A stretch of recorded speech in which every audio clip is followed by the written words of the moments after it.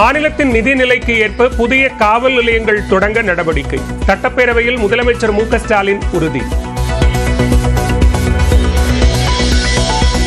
கூட்டணியை அறிவிக்க இன்னும் காலம் இருப்பதாக எடப்பாடி பழனிசாமி விளக்கம். சந்தர்ப்ப சூழலுக்கு ஏற்ப கூட்டணி மாறும் என்றும் சூசகம். எப்படி சூழ்நிலை ஏற்பதோ அதுக்கு தகுந்த மாதிரி தான் கூட்டணி மாறும். இப்போ நான் கிட்டத்தட்ட நீங்க பாத்தீங்கன்னா அடுத்த மார்ச் தான் நடக்குது. இன்னும் ஒவ்வொரு ஆண்டு இருக்குது.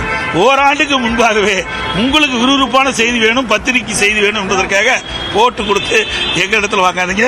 எங்களுடைய நிலைப்பாடு இதுதான். தமிழ்நாட்டில் திமுக ஆட்சியை வீழ்த்த அதிமுக அனைத்து முயற்சிகளையும் எடுக்கும்.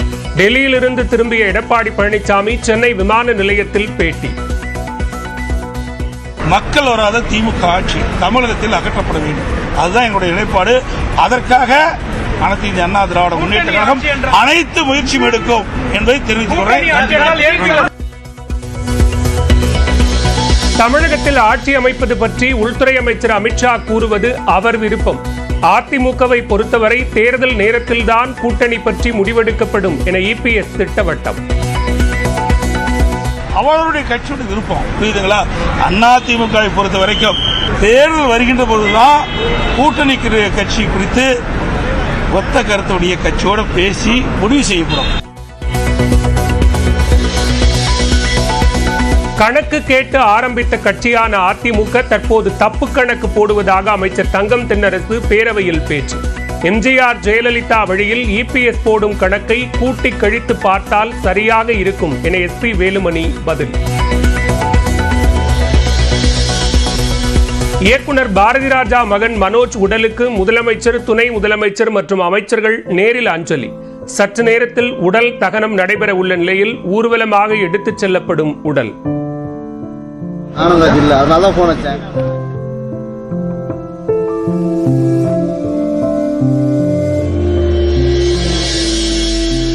மனோஜ் உடலுக்கு தாவேக தலைவரும் நடிகருமான விஜய் நேரில் அஞ்சலி. நடிகர் சூர்யா, இயக்குநர்கள் மணிரத்னம், KS ரவிக்குமார் உள்ளிட்ட ஏராளமான திரை பிரபலங்களும் அஞ்சலி செலுத்தினர்.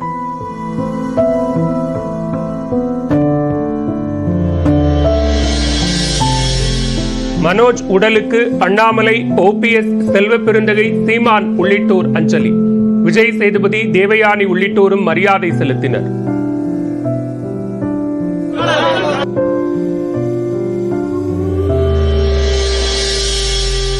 பாம்பன் புதிய ரயில் பாலம் ஏப்ரல் 6ஆம் தேதி திறப்பு. பிரதமர் நரேந்திர மோடி திறந்து வைக்க உள்ளதாக தெற்கு ரயில்வே பொது மேலாளர் தகவல். 100 நாள் வேலை உறுதி திட்டத்தில் தமிழகத்திற்கான 4034 கோடி நிதியை மத்திய அரசு தராததற்கு திமுக கண்டனம். 100 நாள் வேலை வாய்ப்பால் பயன்பெறுவோரை திரட்டி 29ஆம் தேதி தமிழகம் முழுவதும் ஆர்ப்பாட்டம் நடத்தப்படும் என பொதுச் செயலாளர் துரைமுருகன் அறிவிப்பு. காலை 4 மணிக்கு விமானத்தில் வந்து 6 மணிக்கு கொள்ளையடித்துவிட்டு 10 மணிக்கு விமானத்தில் தப்ப முயற்சி. சென்னை என்கவுண்டரில் கொல்லப்பட்ட நகை கொள்ளையன் குறித்து காவல் ஆணையர் அருண் தகவல்.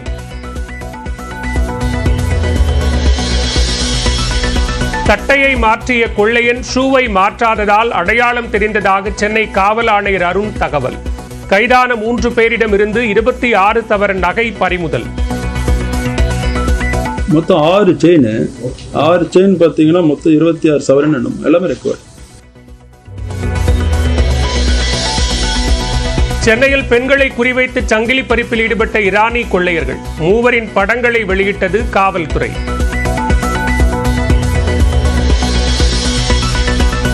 பூந்தமல்லி அருகே செங்கல் சூளையில் கொத்தடிமைகளாக வேலை பார்த்த ஒடிசா மாநிலத்தைச் சேர்ந்த குழந்தைகள் உட்பட 43 பேர் மீட்பு. 13 குடும்பங்களைச் சேர்ந்தவர்களை வருவாய் கோட்டாட்சியர் தலைமையிலான அதிகாரிகள் மீட்டனர். ஸ்ரீபெரும்புதூர் அருகே ராங் ரூட்டில் சென்ற 2 வீலர் மீது கண்டெய்னர் லாரி மோதி விபத்து. காலில் காயம் ஏற்பட்ட போதும் குடிபோதையில் கவலையின்றி ரீல்ஸ் பார்த்த நபரால் அதிர்ச்சி.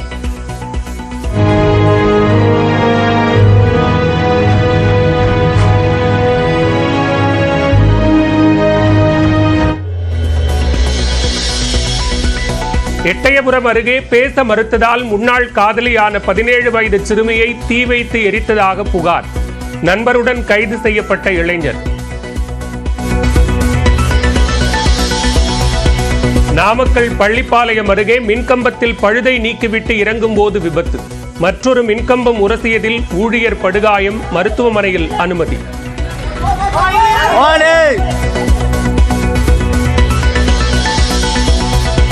மும்பை பங்குச்சந்தை சென்செக்ஸ் 728 புள்ளிகள் சரிந்தும் தேசிய பங்குச்சந்தை நிப்டி 181 புள்ளிகள் சரிந்து வர்த்தகம் நிறைவு. 7 நாட்களுக்கு பின் பங்குச்சந்தைகள் வீழ்ச்சி. அமெரிக்காவின் ஹவாய் மாகாணத்தில் நெருப்பு குழம்பை கக்கும் கிலாயு எரிமலை.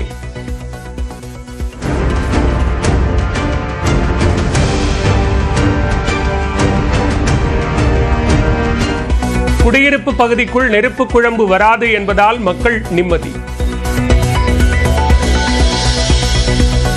டெல்லியில் கிளப் ஒன்றில் டிஜே இசைத்த பாட்டு பிடிக்காததால் மோதல். பீர் பாட்டில்களை எரிந்து தாக்கிக் கொண்டதால் அச்சமடைந்த வாடிக்கையாளர்கள்.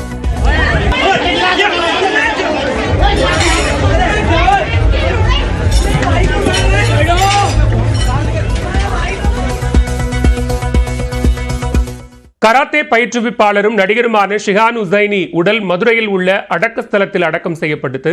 இத்தொடர்பான கூடுதல் விவரங்களோடு இணைகிறார் செய்தியாளர் ஹரி. விவரங்களை பதிவு செய்யலாம். பாலவேல் ரத்த புற்றுநோயால் பாதிக்கப்பட்டு உயிரிழந்த கராத்தே மாஸ்டர் ஷிஹான் உசைனி உடல் என்பது அவரது சொந்த ஊரான மதுரையில் தற்பொழுது நல்லடக்கம் செய்யப்பட்டிருக்கின்றது. மதுரையைச் சேர்ந்த கராத்தே மாஸ்டரான ஷிஹான் உசைனி என்பவர் இயக்குனர் கே பாலச்சந்திரன் புன்னகை மன்னன் படத்தில் தொடங்கி நடிகர் விஜய் நடித்த பத்ரி படத்தில் அவருக்கு கராத்தே கற்றுக்கொடும் மாஸ்டராக நடித்து 400க்கும் மேற்பட்ட வில்வித்தை வீரர்களுக்கும் பயிற்சி அளித்திருக்கிறார். இதனை அண்மையில் ரத்த புற்றுநோயால் பாதிக்கப்பட்டு சென்னையில் உள்ள தனியார் மருத்துவமனையில் அனுமதிக்கப்பட்டு சிகிச்சை பெற்ற நிலையில் கடந்த திங்கட்கிழமை நள்ளிரவு சிகிச்சை பலனின்றி உயிரிழந்துள்ளார். தொடர்ந்து அவர் உடல் என்பது சென்னையில் உள்ள அவரது வீட்டில் அஞ்சலிக்காக வைக்கப்பட்டிருந்த நிலையில் இன்று காலை அவரது சொந்த ஊரான மதுரைக்கு அவரது உடல் என்பது ஆம்புலன்ஸ் மூலம் கொண்டு வரப்பட்டது. தொடர்ந்து மதுரை பெரியார் பேருந்து நிலையம் அருகே இருக்கக்கூடிய காஜிமார் தெருவில் அவருடைய உறவினர் வீட்டில் பொதுமக்களின் அஞ்சலிக்காக அவரது உடல் என்பது வைக்கப்பட்டிருந்தது. இன்று காலை முதல் ஏராளமான பொதுமக்கள், உறவினர்கள் மற்றும் அவருடைய மாணவர் பயிற்சியாளர்கள் என ஏராளமானோர் அஞ்சலி செலுத்தினார்கள். தொடர்ந்து போலந்து நாட்டில் இருந்து அவருடைய சகோதரரும் வந்து நேரில் அஞ்சலி செலுத்தினார். இதனையடுத்து தற்பொழுது அவர் உடல் என்பது உறவினர் வீட்டில் இருந்து ஊர்வலமாக எடுத்துக் கொண்டு செல்லப்பட்டு காஜிமார் தெருவில் அமைந்திருக்கக்கூடிய அந்த பள்ளிவாசலில் நல்லடக்கம் செய்யப்பட்டிருக்கின்றது. பாலவேல், விவரங்களுக்கு நன்றி ஹரி. 100 நாள் வேலைவாய்ப்பு திட்டத்துக்கு நிதி வழங்காததை கண்டித்து அத்திட்டத்தின் கீழ் பணியாற்றுவோரை திரட்டி மத்திய அரசை கண்டித்து வருகிற 29ஆம் தேதி ஆர்ப்பாட்டம் நடத்தப்படும் என திமுக அறிவித்துள்ளது. திமுக பொதுச் செயலாளர் துரைமுருகன் வெளியிட்டுள்ள அறிக்கையில், மகாத்மா காந்தி தேசிய ஊரக வேலை உறுதி திட்டத்தின் கீழ் 4000 நிதியை கடந்த 4.5 மாதங்களாக வழங்காதது குறித்து முதலமைச்சரின் அறிவுறுத்தலின் பேரில் தமிழக எம்பிக்கள் நாடாளுமன்றத்தில் கேள்வி எழுப்பியதாக குறிப்பிட்டுள்ளார். ஆனால் அதற்குரிய பதிலளிக்காமல் மத்திய அரசு மாற்றாந்தாய் மனப்பான்மையுடன் தமிழ்நாட்டை தொடர்ந்து வஞ்சித்து வருவதாகவும் துரைமுருகன் குற்றம் சாட்டியுள்ளார்.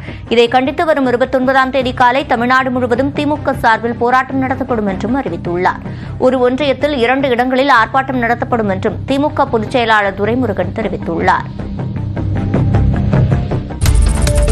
தமிழ்நாடு அரசு ஊழியர்களுக்கு மார்ச் மாதத்திற்கான சம்பளம் ஏப்ரல் 2ஆம் தேதி வழங்கப்படும் என மாநில அரசு அறிவித்துள்ளது. தமிழ்நாட்டில் 9,30,000 பேர் அரசு ஊழியர்களாகவும் ஆசிரியர்களாகவும் பணியாற்றுகின்றனர். இது மட்டுமின்றி 7,05,000 ஓய்வூதியதாரர்கள் மற்றும் குடும்ப ஓய்வூதியர்கள் இருக்கின்றனர்.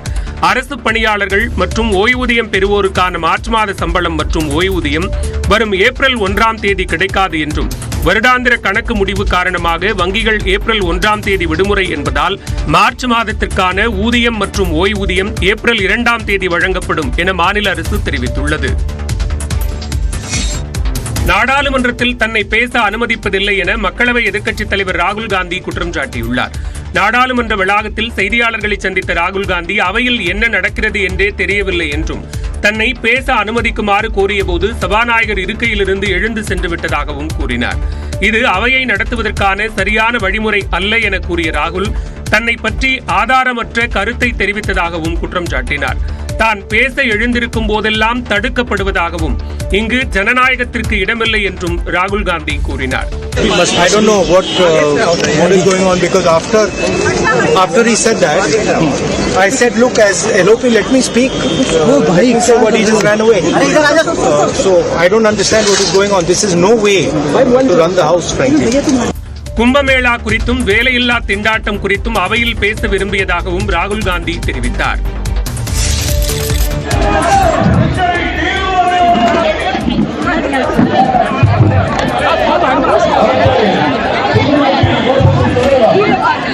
இது கட்சி மாநாட்டுக்கோ விசேஷ வீட்டுக்கோ திரண்ட கூட்டம் கிடையாது. திருப்பூரில் டைப்பர் நிறுவனத்திற்கு எதிராக திரண்டு விவசாயிகள் நடத்திய போராட்ட காட்சிகளே இவை. திருப்பூர் மாவட்டம் பல்லடம் அருகே வாவிப்பாளையத்தில் விவசாய நிலங்களுக்கு அருகே டைப்பர் நிறுவனம் அமைக்க விவசாயிகள் எதிர்ப்பு தெரிவித்து வருகின்றனர். சுற்றுச்சூழலுக்கு கேடு விளைவிக்கும் டைப்பர் நிறுவனத்திற்கு வழங்கப்பட்ட கட்டட அனுமதியை உடனடியாக ரத்து செய்ய வேண்டும் என கொட்டகை அமைத்து விவசாயிகள் காத்திருப்பு போராட்டத்தில் ஈடுபட்டனர். ஆனால் தங்கள் கோரிக்கைகள் குறித்து கேட்க அதிகாரிகள் யாரும் வராத காரணத்தால் விவசாயிகள் திடீர் சாலை மறியலில் ஈடுபட்டனர். பல்லடம் உடுமலை பிரதான சாலையின் நடுவே நாற்காலிகளை போட்டு அமர்ந்து மறியலில் ஈடுபட்டதால் போக்குவரத்து பாதிக்கப்பட்டது.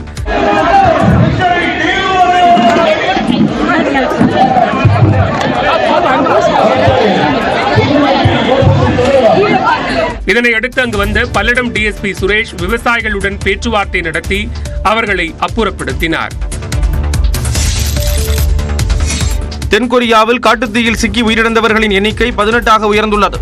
அந்நாட்டின் தெற்கு பகுதியில் 200க்கும் மேற்பட்ட கட்டிடங்களை காட்டுத்தீ சேதப்படுத்தியது.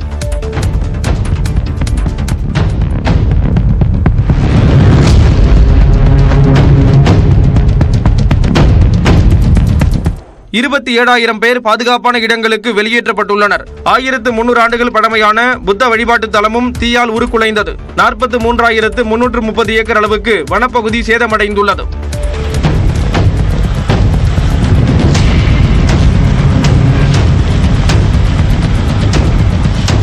காற்றின் வேகம் அதிகரிப்பதால் தீயை அணைப்பதில் தொய்வு ஏற்பட்டது. 4650 தீயணைப்பு வீரர்கள் தீயை கட்டுப்படுத்தும் பணியில் உள்ள நிலையில் 130 ஹெலிகாப்டர்களும் பயன்படுத்தப்படுகிறது.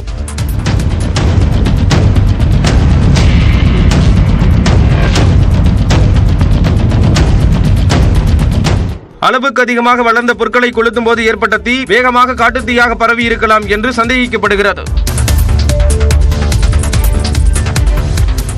PF கணக்கிலிருந்து ATM மற்றும் UPI மூலம் பணம் எடுக்கும் வசதி வரும் மே மாதம் இறுதியில் நடைமுறைக்கு வர வாய்ப்புள்ளதாக மத்திய அரசு தெரிவித்துள்ளது. வருங்கால வைப்பு நிதி கணக்கை தொழிலாளர்கள் எளிதாக கையாளும் வகையில் EPFO 3.0 என்ற தொழில்நுட்பம் செயல்பாட்டுக்கு கொண்டுவரப்பட உள்ளது. இதுகுறித்து செய்தி நிறுவனத்துக்கு விளக்கம் அளித்த மத்திய தொழிலாளர் நலத்துறை செயலாளர் சுமிதா தவ்ரா, புதிய தொழில்நுட்பத்தின் மூலம் வங்கி சேவைக்கு இணையாக மிகப்பெரிய மாற்றத்துடன் வருங்கால வைப்பு நிதி அமைப்பு செய்யப்படும் என்று தெரிவித்தார். வங்கி கணக்கில் இருப்பை பார்ப்பது போல UPI செயலிகள் மூலமாக கணக்கில் உள்ள இருப்பை தெரிந்து கொள்ள முடியும் எனவும், தானியங்கி முறை மூலம் 1 லட்சம் ரூபாய் வரை சில நிமிடங்களில் அல்லது சில மணி நேரங்களில் எடுக்க முடியும் எனவும் அவர் குறிப்பிட்டுள்ளார். தேவையான வங்கி கணக்கிற்கும் பணத்தை மாற்றிக்கொள்ள முடியும் எனவும், பிரத்யேக அட்டையை பயன்படுத்தி ATM மூலமாக எடுத்துக்கொள்ள முடியும் எனவும் அவர் தெரிவித்துள்ளார். புதிய நடைமுறை மே மாத இறுதி அல்லது ஜூன் மாதத்தில் நடைமுறைக்கு வரும் எனவும் தொழிலாளர் நலத்துறை செயலாளர் சுமிதா தவ்ரா கூறியுள்ளார்.